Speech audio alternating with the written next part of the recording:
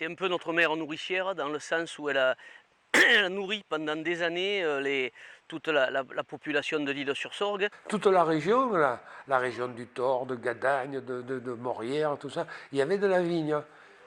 Manque de chance, qu'est-ce qu'elle fait? La vigne attrape le phylloxéra. Et la vigne commence à crever. C'est un docteur du Thor, le docteur Seigle, qui a mis au point une méthode pour noyer les vignes. Il a dit c'est un insecte, le phylloxéra, qui s'attaque au pied des vignes.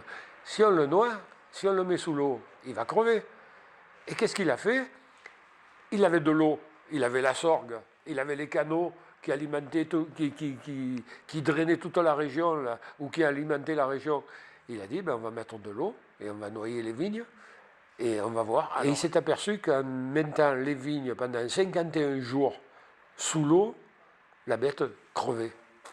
Alors lui, il a fait ça. Les gens du Languedoc, voyant que ça marchait, ont fait pareil. Après, ça a été le Bordelais, ça a été la Bourgogne, et c'est monté jusqu'en Champagne, ça. Donc l'eau a amené ça. Et là encore, merci la Sorgue, on peut dire.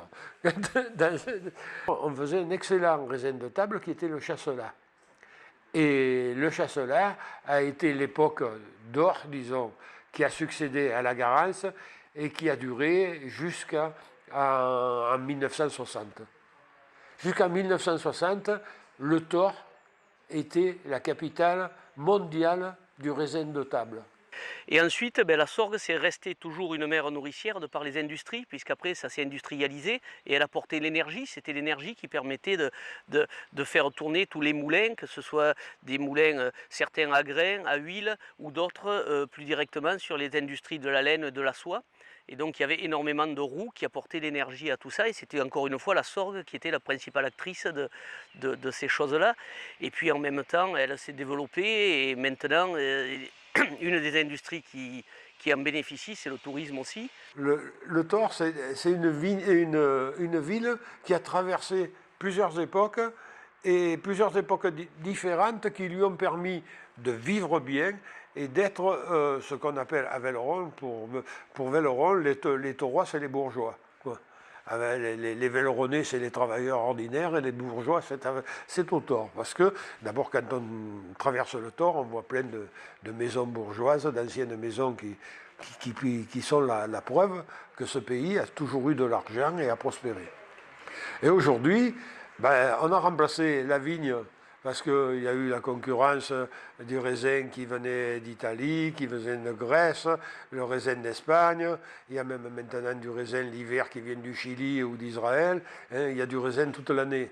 Donc, puis les coûts de main-d'œuvre étant bien supérieurs aux autres pays, ce qui fait que la vigne a périclité, et à la place, on a planté des pommiers.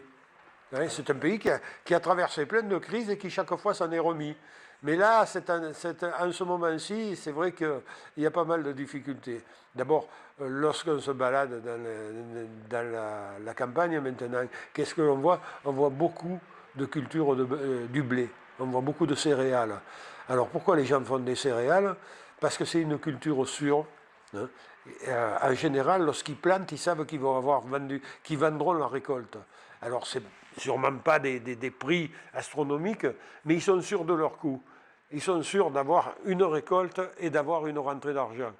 Alors, ils font du blé. Et maintenant, on voit du blé, du blé ou des céréales, autres, mais on en voit un petit peu de partout.